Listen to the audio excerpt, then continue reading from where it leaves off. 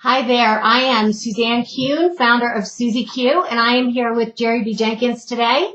We have had exciting news. We have recently partnered with Christian Writers Guild and Believers Press, and I thought I'd take the opportunity, as I'm with Jerry today, to ask him a few questions.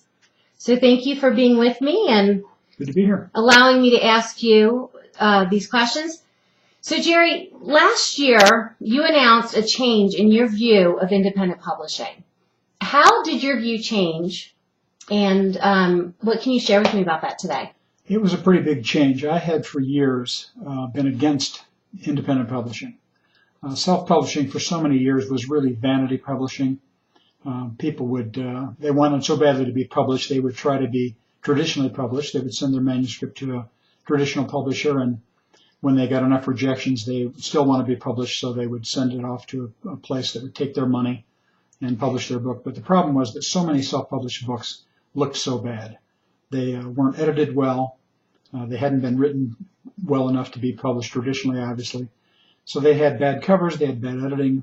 And then one of the problems, too, was that you had to buy so many copies to get your unit cost down so that you could price them effectively, that people wound up with a garage full of 4,000 or 5,000 books after they had given away a bunch or sold a few to relatives and friends.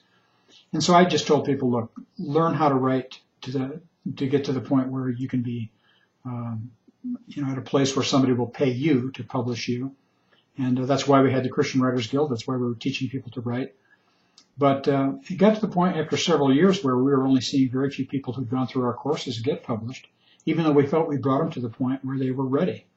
And people would say to me, it's easy for you to say you've been traditionally published, but we're not at your level. And I'd say, well, you'll be discovered if you keep, doing it right.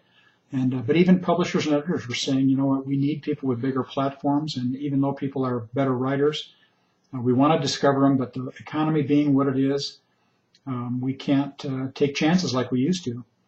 And so I looked around and I saw that independent publishing was actually getting better. And with print on demand, where you can print fewer copies, maybe there was a place for people to independently publish or self-publish. So we decided to look carefully and try to offer independent publishing for people who we felt were ready to go that route.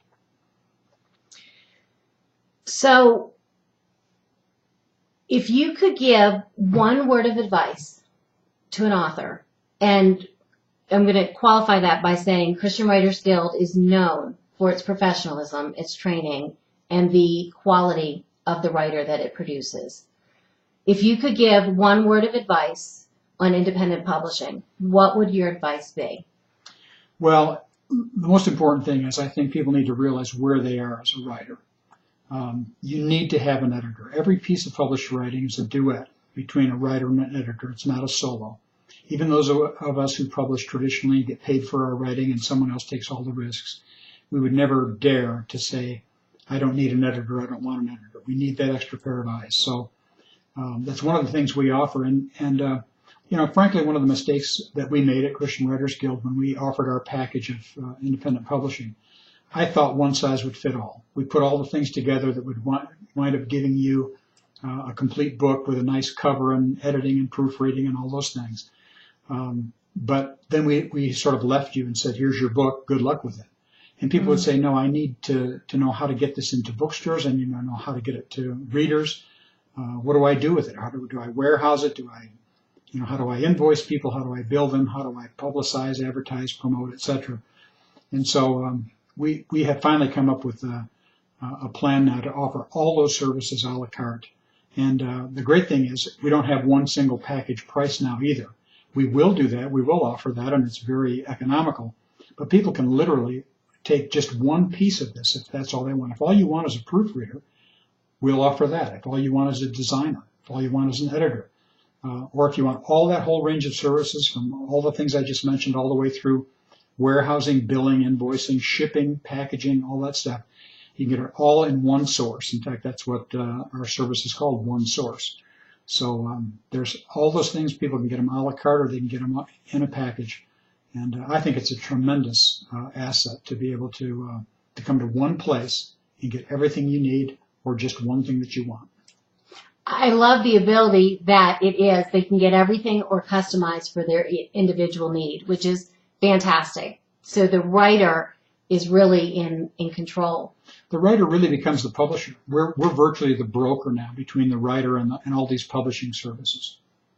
I think it's tremendous. Well, thank you for the opportunity to visit with you today. It's been a lot of fun, and thank you for allowing me to pick your brain and get some answers to some burning questions. Thank you, Susan.